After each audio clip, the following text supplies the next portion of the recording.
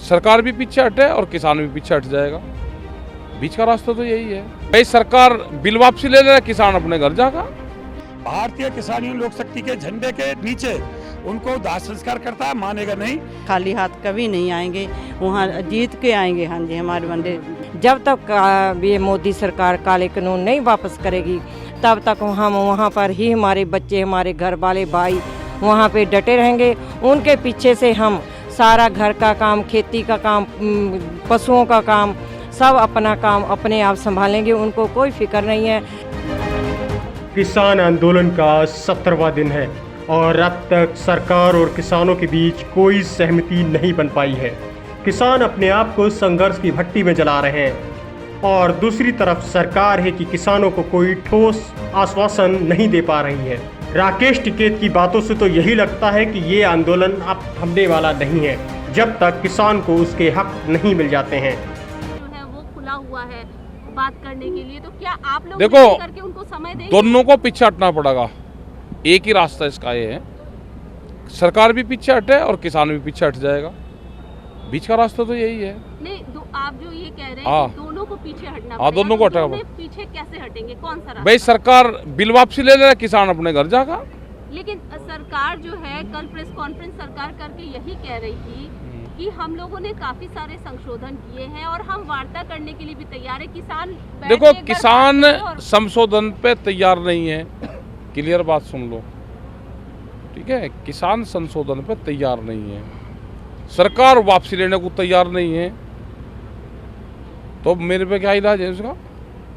ये बताइए कि वार्ता कब होगी? क्या आप लोगों की तरफ से कोई डिसाइड किया गया है कि लोग सरकार को बताएंगे कि इस दिन वार्ता आप लोग करना चाहते हैं? ऐसा नहीं तो कोई सरकार बताए ना कि कब करना चाहती है। मतलब आप लोग ये कह रहे हैं कि सरकार बताएगी कब वार्ता करने चाहती है, तब आप जाएंगे? जब अपना बात करके फिर बता देंगे उनको। यहाँ पर रेल के ट्रैक वगैरह जाम करने की बात लगातार नहीं की जा रही ना है। ना ना, अभी ट्रेन वाला हमारा नहीं है। हाँ। ट्रेन तो वैसे ही नहीं चल रही, हम तो ट्रेन की डिमांड कर रहे हैं कि ट्रेन चले।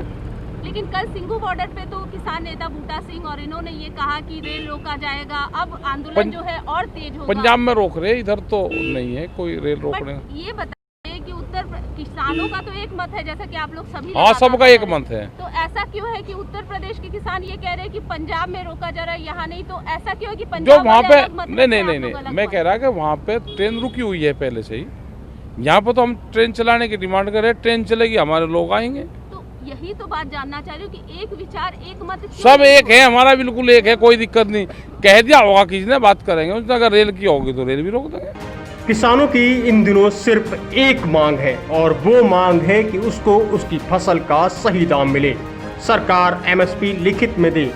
आइए किसानों के मुंह से ही सुनते हैं कि किसान क्या कहते हैं।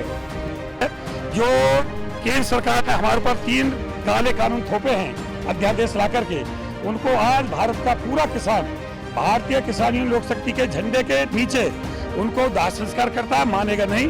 क्योंकि देश का संविधान भी जनता के लिए बना है, सुप्रीम कोर्ट भी जनता के लिए बना है और सरकार भी जनता के लिए बनी है।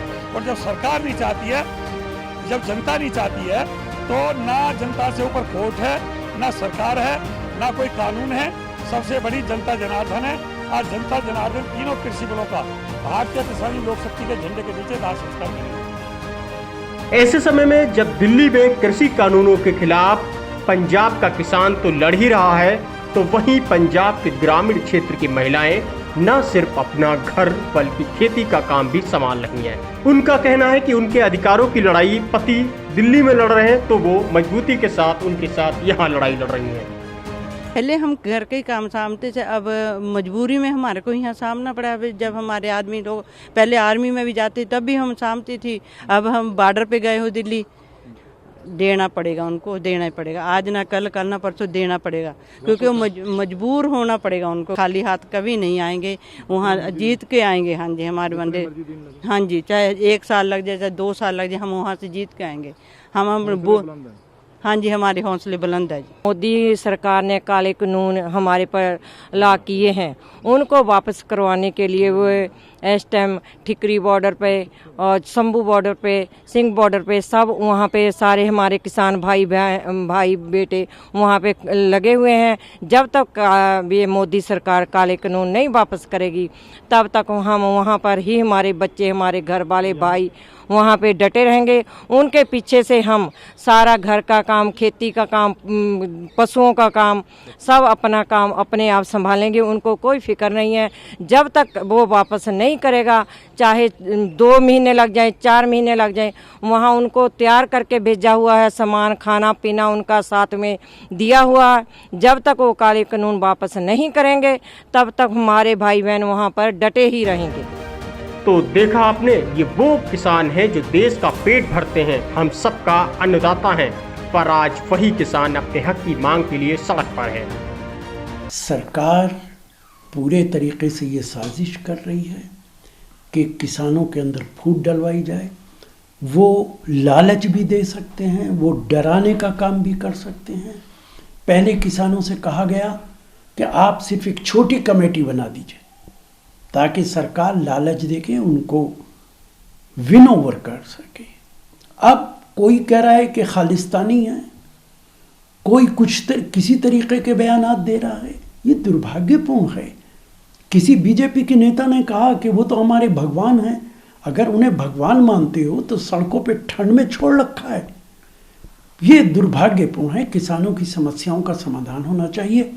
अगर वो इस कानून को वापस करने की बात करते हैं तो प्रधानमंत्री क्यों ज़बरदस्ती उस कानून के उनके ऊपर थोपना चाहते हैं?